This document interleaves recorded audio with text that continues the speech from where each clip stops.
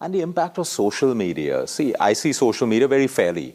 It's helped us create awareness if we use the tool constructively, and it's also robbing people of their self-worth, sleep, everything today. So what would you say to bring balance? Like, we try to tell people after sunset, stop eating and also stop social media. What would you say to bring this balance, especially in our youth? I would not say immediately after sunset, because we are not in Germany or Europe where sunsets at 8 o'clock or sometimes at 10 o'clock. Here in India, sunsets at 6 o'clock or 7 o'clock. So I would recommend them to stop it before 10 or by 10. 10 you shut off your social media and then go to sleep. And morning also don't wake up looking at your cell phone. Take that few hours morning for yourself. So be with the nature. If there are birds, trees and birds and water. These are the elements of nature, when you spend some time with them, that also gives you a lot of shift in your energy. I was reading this science of how looking at the morning sun resets the circadian rhythm. After we wake up, the whole circadian rhythm resets, which means it's informing our hormones to start a new function in the day. And just looking at the sun is enough to initiate that whole body response. And same I would say, listen to the birds chirping around. If there is no birds, nothing, just gaze at the sky and just feel little, connectivity with the nature. We are part of this nature, and when we feel disconnected with the nature and bury ourselves in our cell phones and iPads, it affects our central nervous system very badly. So good. We spoke about sleep, we spoke about food, we spoke about movement. Pretty much everything. Emotional. Now, if I have to put a percentage, I would say, I could easily say 90 to 95% of our cancer patients. See, genetic cancers, I'm talking about lifestyle driven. We've established a deeply rooted emotional event in the patient's life 6 months to a year before the cancers happened. And through the diagnosis, the patient because we focus them there, they're like, yes, this is when I started feeling, dis-ease in my body. Deeply rooted emotions like, ugly divorces, inability to forgive, which is by far, I've seen the most bitter pill towards disease, resentment, family fights, deeply rooted, like spouse fights here and there's not going to cause That's exactly what I would say as shifting the context to life. See your life with a different background, with a different context.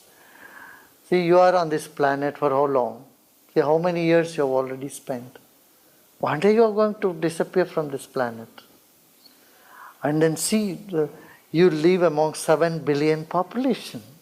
Then your awareness expands rather than getting stuck in these 1 or 2 relationships. You say, look, there are 7 billion people on the planet. Leave away 1 billion. They are old people. Okay, leave away 1 billion, they are young people. You have 5 billion. Among the 5, half are male, half are female.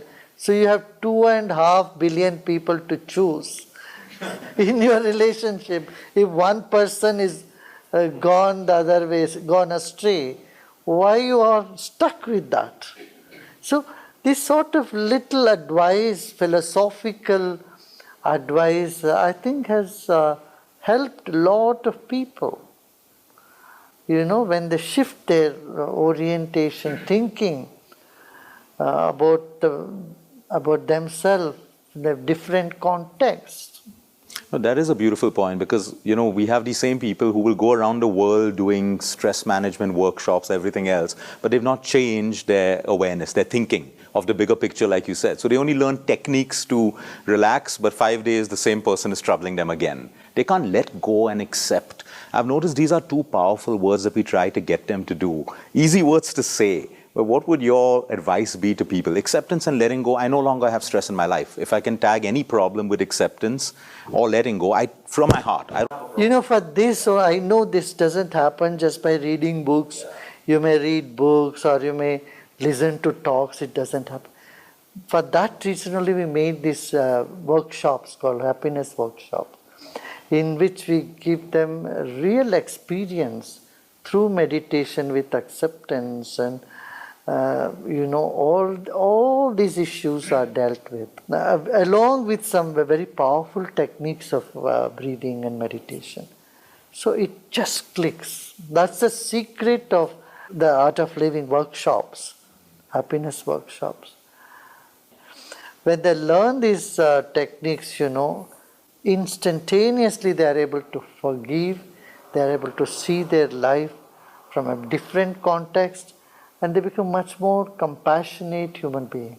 So everyone who kept messaging me on Facebook, Instagram this morning about please ask him how to accept and let go, there you have a ready-made workshop. You should be there, go through the process so you can do it.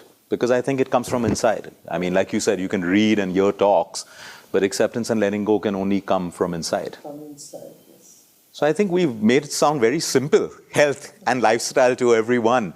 So before we end, any tips for people, simple lifestyle tips that you would like them to embrace with your vision of prevention in the future and everything? I think in this whole talk we gave several tips, no? Right? Pretty much everything. You have said everything, and I've said whatever. No. Thank you so much. Thank you.